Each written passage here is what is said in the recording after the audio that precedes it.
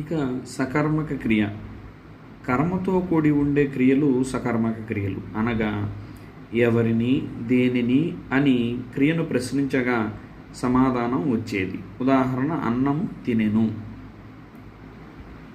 తర్వాత నెక్స్ట్ గుణములు. గుణములను వేటినంటారు? ఏవో అర్లను గుణములు అంటారు. ఇక్కడ ఎన్నులని వేటినంటారంటే యావారాలను ఎన్నులు అంటారు. అట్లాగే వృద్ధులని వేటినంటారు? ఐ, ఔ, ఆర్. అక్కడ ఆర్ అండి. ఇక్కడ గుణసంధిలోనేమో గుణముల్లోనేమో అర్ అని వస్తుంది, ఇక్కడ వృద్ధుల్లోనేమో ఆర్ అని వస్తుంది. బాగా గమనించాలి. గుణములేమో ఏవార్లు, ఎన్నులేమో యావారాలు, వృద్ధులేమో ఐ, ఔ, ఆర్లు, తర్వాత త్రికములేమో ఆయిఏలు త్రికాలు అంటారు. ఈ విధంగా మీకు పారిభాషిక పదాలను మేము అందించాము. వీడియో నచ్చినట్లయితే లైక్